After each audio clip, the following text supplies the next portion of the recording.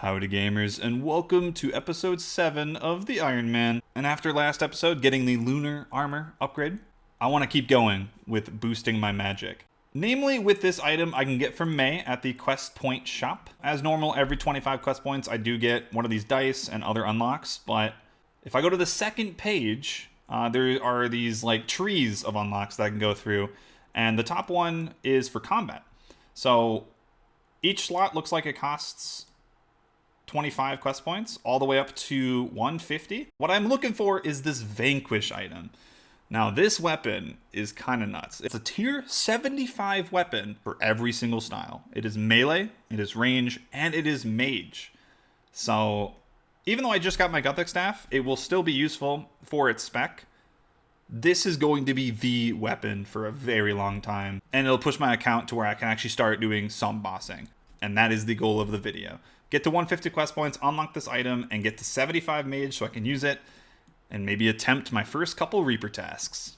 Then the question becomes, what quests do I do? Because obviously some quests are better than others at this stage, and this is going to be kind of out of left field. I have mentioned it before, but I would like to get Crocodile Tears done. We're getting very close to the 7300 requirement, and still, the main reason I want to do this early is the immunity to desert heat, just because that's so nice quality of life. I don't want to worry about water skins. I know you can get like an enhanced water tiara from a previous quest, but I mean, this would just be so much better. And it also increases the reputation gain in Manifold, which is convenient, of course.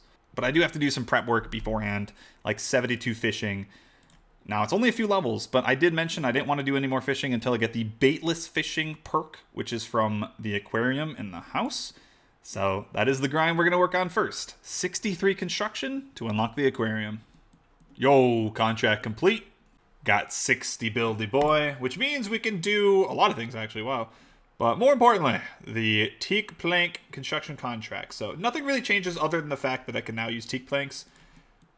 I originally thought that I actually had to like manually grab like higher tier contracts, but no, they're all the same contracts. You just can use higher planks, you get better rewards. As for how I got the planks, I mean, I had a bunch there was a quest reward a few episodes ago where I got a lot of planks, but I just went and made some down in Remington. It was pretty quick and very cheap. I mean, you really don't need that many planks. I think that's the biggest thing to take from this, is that construction contracts are insane. Like, you just don't use any planks at all. 63 construction, we're done. I can make the aquarium now.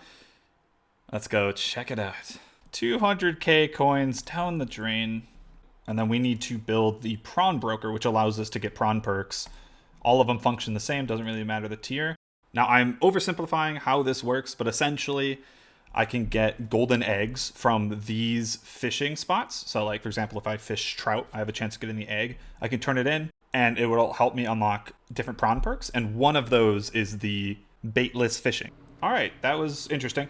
I did some trout and salmon a little bit, fully prepared to go for some golden eggs for my first prawn perk, because I talked to all of my friends and a bunch of my chat said that like when you make your aquarium, you're just given a free perk. And yeah, I went there, nothing. I mean, you guys saw in the clip, I had no perk available, and I was like, that's weird. I was very confused. I'm like, I really don't want to fish for a few hours, because apparently the average for a golden egg is like actually a few hours. So it turns out, look at the chat box. You have earned a prawn point for gaining your first prawn ball. After 63 construction, you are allowed to get these. It's not explicit if that means you have to build the aquarium or just 63. The wording makes it sound like just 63. So it sounds like the people that came here and already had a perk, like my friend, must have got a prawn ball at some point in between. If I go to prawn perks, I should have 1 point to spend. Nice. So there's different tiers. And in the first tier, there is the rod fish without using bait. Very minute, but I think it's super convenient. And like, Manifold fishing requires actual fishing bait, which I only can buy, I think, 4,000 per day. Maybe a little bit more. So I could be like locked out from a daily amount of bait. So it's just kind of convenient. And either way, it is good to have this unlocked, because I'm pretty sure fully completed in the aquarium is either completionist cape or trimmed comp down the road. Gotta love Jack of Trades. 65 Herbler. Boom. Already 72 fishing. That was pretty fast. I did that in one sitting. Okay then. Also, looking at my Manifold reputation, because, you know, I've done a lot of skilling here. I'm now tier 10 overall favor. And we are getting dangerously close to tier 8 Imperial, which again, as with the ports, I mean, this is going to make skilling in this area better, specifically for the Acadias, which I'm sure I'll be doing for a large amount of experience post 75. I'm not really sure the meta of woodcutting, but it'd be beautiful to have that. I have been waiting for this day for a while now. 73 Hunter. Very early on in the series, we started this daily, Big Chichampa, and I am so glad that I don't really need to do it anymore, because from this level, I'll just be doing normal Hunter, and then furthermore, big game Hunter over at Anachronia. So, no more of this, and it's just a sigh of relief, because this daily is by far one of the longest ones. It's like 40 minutes a day, freed up now, which I can fill with other dailies that I would like to attend to soon. Regardless, though, I have all of these skill requirements now for Crocodile Tears. Just got to get the quest done, and we'll be smooth sailing. I wasn't really planning on this, but I've just been fishing some more hours. I've been trying to fix my sleep schedule, so haven't really been doing too much on RuneScape. And with all this, I hit 76 fishing, which is quite massive. I can fish shark now. Not something I would actually go and fish, but it's very important because this is one of the requirements for the Sears Hard Diary, which is one of the best diaries in the game because it gives you the Enhanced Excalibur, which in this game just has a passive healing special, and it's an offhand. You can augment it, put some perks on there. It is so good in the end game. So I will eventually go and like sit down and work on those requirements, and it's nice to have one of them knocked out. And I guess we're just going to continue fishing. I don't think I ever mentioned this, but I think it's definitely worth fishing here until at least like 81 or so, like Manifold, because you can go to Deep Sea Fishing Hub and go do those fish, but your catch chance and the type of fish you can receive is not very good until higher levels.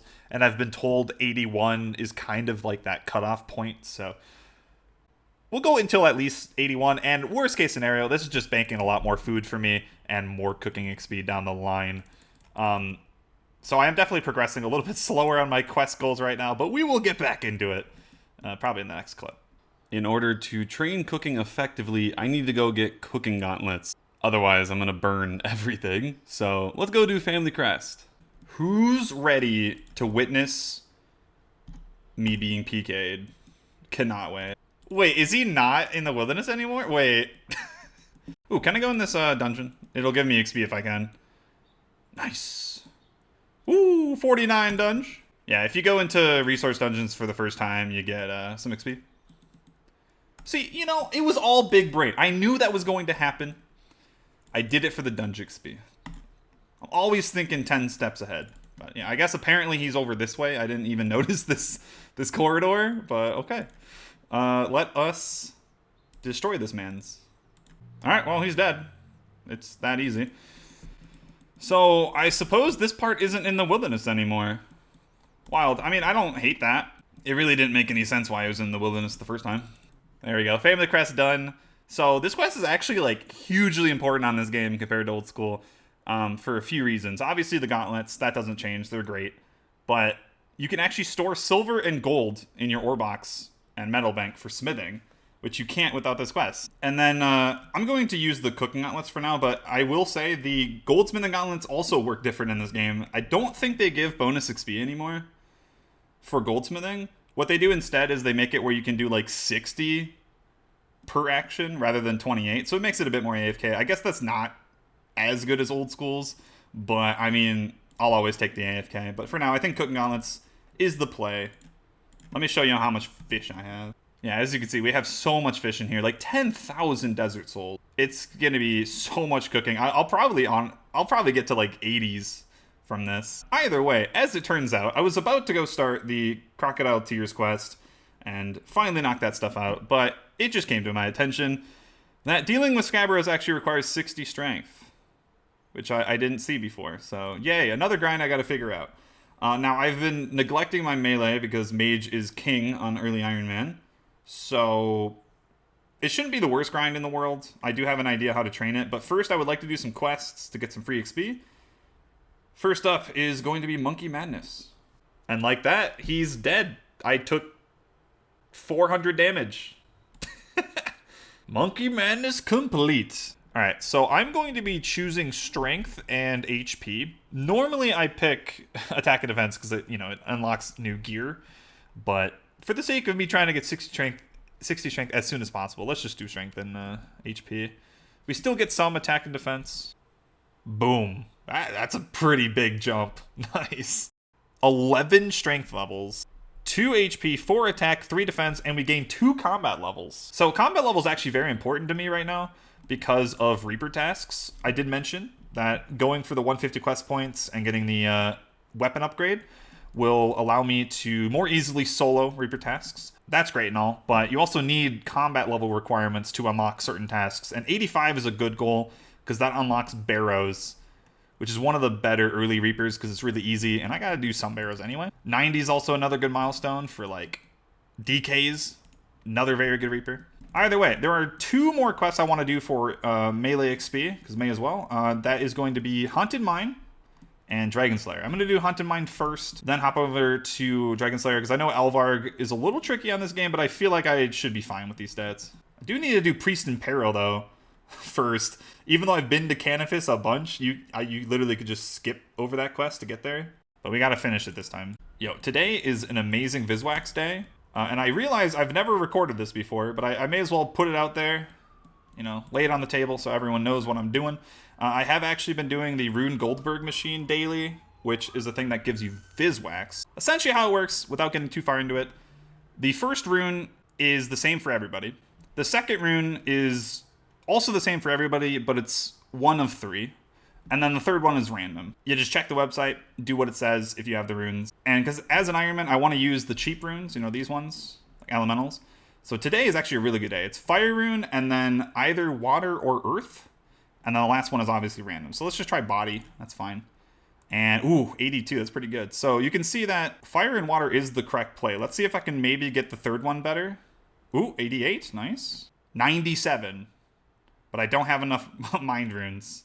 So I need 2,040. As you can see, it's pretty expensive. That's why you want to start doing like rune shop runs, which I have been doing. I'll go buy some my runes and then I'll be back. There we go. We did buy some extra ones. And yeah, let's combine. There we are. So what does Viswax do? One of the most important dailies as an Ironman because it just has so many uses. So one of the most important ones I'd say is reset or extend an aura. Just like how my Premier package does that once per day. I can do this. Basically, I need 40 a day to do 3 jacket trades. We'll start that pretty soon. I'm just kind of storing my Viswax right now. You can also use it to extend or reroll daily challenges, which down the road is very nice. The divine location stuff we can worry about later, but I've also already been using it for quick tellies. So normally, if you teleport with the lodestones, it's, the normal really slow teleport. That's just not fun, right? So I've actually been using quick charges. I have them turned on now. And you can get, I believe it's 10 charges per Viswax, and it changes it to the normal teleport speed, which is so convenient. So yeah, Viswax is incredibly important, and of course, because you're going to be resetting auras all the time, especially in PVM, something I need to keep up on every day. Can Treyas Daith surprise me and be a little bit challenging? Let's see. If I can get the click box on the key. Oh my god, it's so difficult. Where's the click box? Look at this. It's like just above the key. That's weird. It's like a scat. That's the hardest part of the fight, is finding the click box. All right, Treyas, you're dead. Let's do like, he's probably gonna die to like 1 Gothic spec. I swear. It's gonna be so easy. Let's put a bleed on him. Does that work? He did actually die to the bleed. It's that easy. Haunted Mine complete. 22,000 strength, that's the reason we did it. But we also get the Salve Amulet. I'm not sure if I need extras, but yeah. We can string this at the bank, make the Salve Amulet, which is decent at this level. I don't have a Slayer Helm. And getting the Mage and Range Slayer Helms are not that easy, I guess. You get it from Slayer.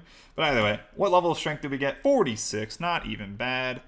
So I know there's an achievement down here to mine Mithril, and this is like the only Mithril vein in the entire area on the second floor. There we are. I've definitely been neglecting the achievement diaries. We'll get into them pretty soon. Had a detour to get some melee upgrades, so we made Adamant Longsword +2s, which increase the damage. I also made a full set of Adamant. I'm not going to bother upgrading it to +2. It's just armor anyway. We're going to upgrade to rune soon, but this gear should destroy Elvarg. I'll probably go get an amulet upgrade. I stand by that the hardest creature so far that I had to kill on this game is a Unicow. Not even shitting you. So maybe Elvarg will be a true test. Let's see how this goes. So it looks like the reflectability while using a shield is going to be really good here. Dead. All right, Mr. Oziak, give me the XP. Very nice. I definitely think it was the play to go make some adamant, because I got pretty close to using all my food, even with the superset. If you are about to do Elvarg on your Ironman, reflectability is key. That shit is great. Especially at this stage where I just don't have like any thresholds, man. Using the lamps, we got to 49 strength and 47 defense. Very cool. I think I've decided what I'm going to do for combat. We're going to go do the Slayer Tower contract. If you do the big one, you get a nice chunk of XP once you finish it. So we're going to do 150 Blood Velds. I could also do Banshees, but I want to try Blood Velds. They get a little bit better combat XP at the end. Yeah, Blood Velds I don't think were the play. I'm going to be honest. They were very slow with my accuracy, but hey, we finished it, and just barely we're getting 50 attack. There we are. So that's nice. I mean, the drops were okay. Nothing crazy. Got a decent amount of green charms, but I think I'm going to go get the Rune Halberd, and I think we're just going to camp ghouls. The reason why halberds are so good, not only are they two-handed. Two-handed generally for melee is better for like AoE combat, like multiple creatures. On top of that, halberds also have an additional effect on top of other two-handed weapons where they have halberd range, which means you can attack for 1 square farther, I believe. Something like that, which makes them even better. So this is definitely worth the time spent. I got the 50 defense during the ghouls, and I decided to go make some rune armor. Now, we were using base adamant, and now we made a full set of rune plus 3, which I did the math. If I switch, this is 48% more armor. I'm not sure what that translates to in the actual calculations, but I was noticing I was taking a little bit of damage from these ghouls because there was a lot on you, so this should be nice. As usual, I missed it. 81 fishing already. I believe I mentioned this level is a really good milestone before I hop over to deep sea fishing, and this is why manta rays are now available over there. Normally fishing these like straight from fishing trawler is trash. You don't get that many. But the way you get it during deep sea fishing, it's just kind of passive. You get a lot. And I'm going to need so many of these for big game hunter. 60 strength. That was fast. I do still take some damage with this rune armor, but it was fine, even with salmon as food. And another cool thing about this grind is I did get some congealed blood. There's a lot of creatures that drop this, but it's a very important item in the future with all the vampire quests. Regardless, 60 strength is huge. I get a lot of unlocks. Path of Gluffery is a good quest I want to do soon. And then obviously dealing with Scabras. Ready to go. I could finally, after all this time, take on Crocodile Tears. Iclarin's little helper done. Nice. This quest is like a precursor to so many quests, including the ones we're working on. And speaking of, one of the quests we're working on is Missing My Mummy. Now, this quest has like a post quest thing that you like rebuild the temple, and I don't have to fully rebuild it for what I'm doing, but I may as well, right? So I don't have to go back.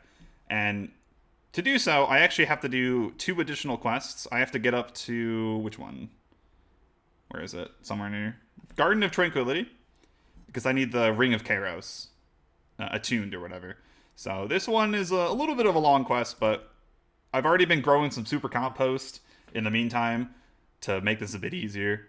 Time to PVM. So I remember this boss being kind of a doozy back in the day, but we'll see. As long as my Gothic Staff hits, I should be golden here. There we go. 3,800. Beautiful. Yeah, he's going to be dead. No problem. While waiting for my crops to grow, I finished Contact, which, yeah, that was a joke. That scarab, not very difficult. And yeah, this is actually a really nice quest because it gives me a combat lamp that I can use on any skill, including summoning. As long as you have 30, you can use it on summoning, which means I'm going to get some good levels here. 14,000 XP for free, putting me to 37. Garden of Tranquility finished, finally. There's just so much waiting in this quest. You have to wait for your crops, and then you plant it all here, and then you have to wait again. But that brought me to 65 farming. Man, the honey every day is just doing work. Also, Nemi-Forest, man. But yeah, that is, requirement for Wild Cup Sleeps. I definitely want to get that quest done. I'm not going to say soon, but in the future. I also have to wait for the fruit, I believe, to grow in this tree to get a diary. Either way, now when I actually go do Missing My Mummy, we can fully complete that quest. We're currently working on dealing with Scabaras, and boy, I did not realize how much chores I have to do for this. Like, I have to go get the pyramid top from the agility pyramid. I gotta do pyramid plunder.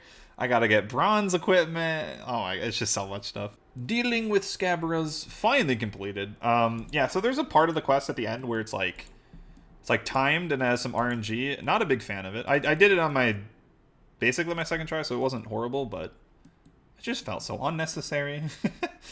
It's just 2008 quest, man, because that quest is from 2008. They had some of the weirdest shit. That's all I'm going to say. But it's done, which is nice. This quest also gives me the ability to make an enchanted water tiara, so I can have immunity to desert heat, but it's like, it costs water runes. So that's why we're continuing for the Crocodile Tears. Next up is going to be Spirits of the Elid, which is very fast. It'll be a nice refresher before we head off to Missing My Mummy. Boom. Spirits of the Elid finished. Always so much XP for how long this takes. It's like a 10-minute quest. And if I pray at it, I should get, medium diary task.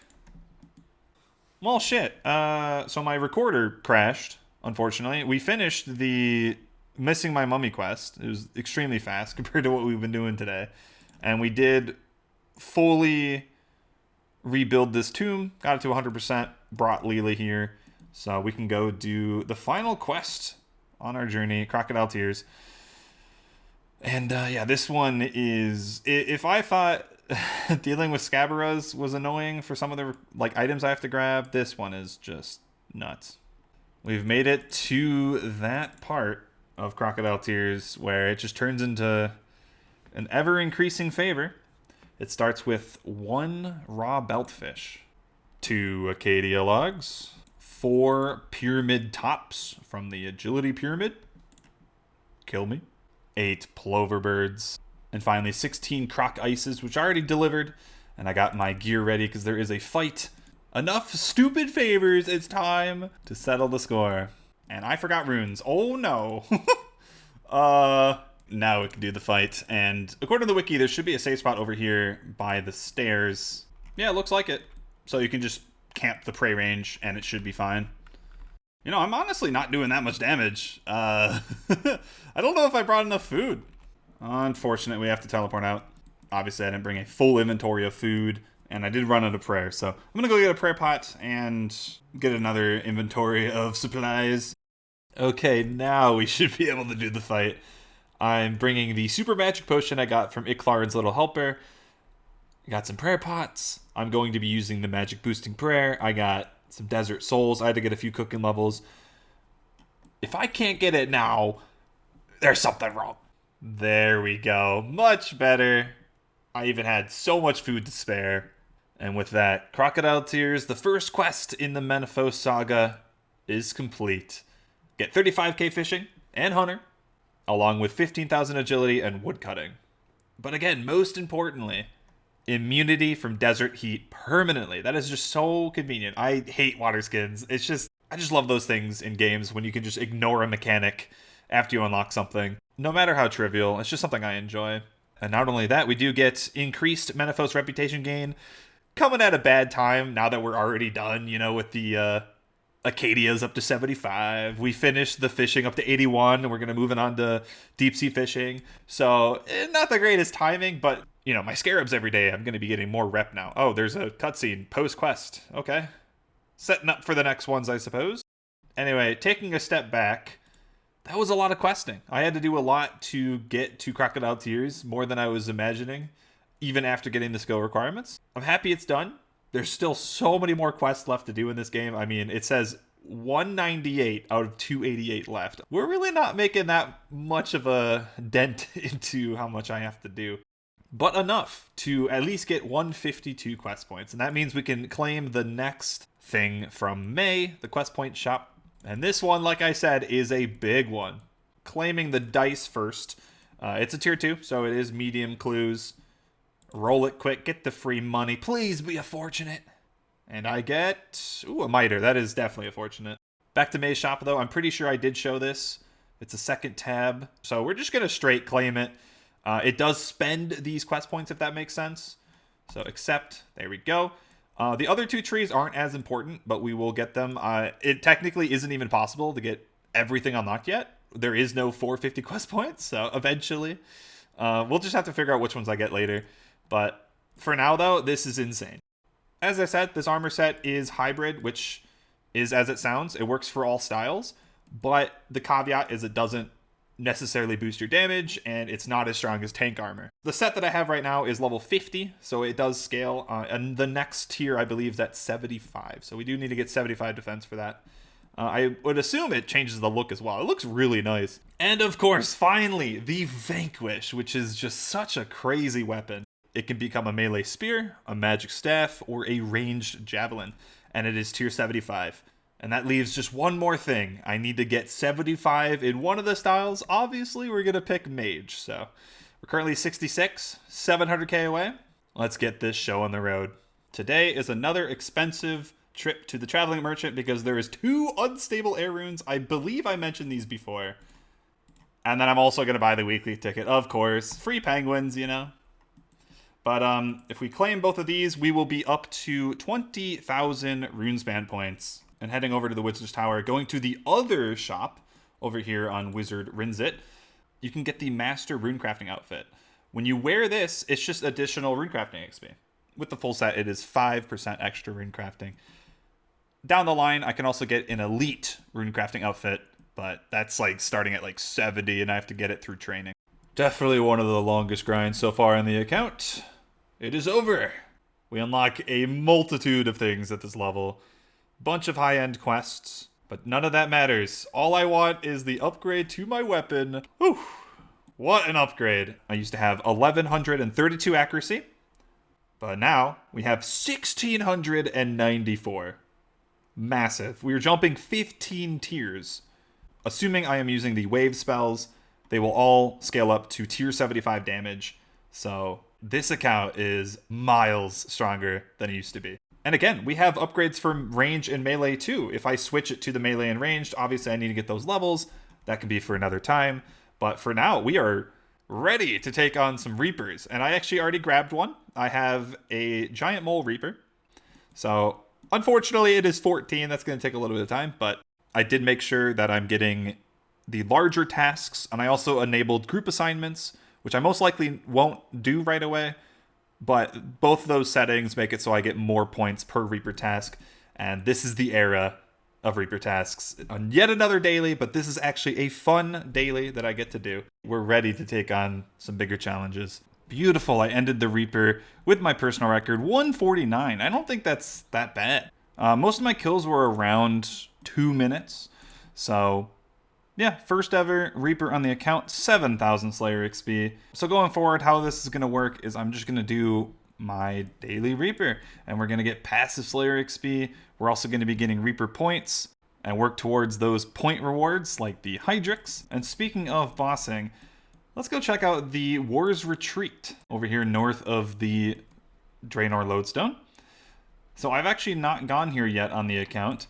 It is the PVM hub of RuneScape 3. It's kind of bonkers. First things first, let's check out the shop. Now here, there are things I can unlock with number of boss kills, which the first one is the hub teleport. We're going to do that immediately. Drag that onto my bar, and now I can teleport here anytime. And look at this. It is so close to the bank. Easily one of the best banks in the game. And later on, I can actually get some upgrades where this altar thing can restore my prayer and summoning points. And to make this hub even more broken, they added portals. So you can see that there's 4 boss portals here. One of them is the Reaper. So whatever my Reaper task is, I can go here and it will teleport me there. Super convenient. You know, you can teleport, grab my gear, run through there. Super nice. Then there's these 2 portals right here, which I can attune to any bosses in the game. I already have one unlocked, but the second one I can get for 100 boss kills, so not many more days of Reapers for that. But yeah, this really is a hub. I'm going to be spending a very long time here, and this will probably be my designated bank going forward. But with that, guys, I'm going to be ending the episode here. I mean, we made some mad progress. 75 magic, new weapon, and we are ready to take on the Reapers every day, so we can actually get into PVM. I'm really excited, and I really hope that the series has been good so far. If you've been enjoying them, drop a like, drop a comment. It definitely helps the videos. If you haven't yet, check out my live stream over on Twitch. I'm live all the time. Either way, hope you guys enjoyed the episode. I'll see you in the next one. Have a good day.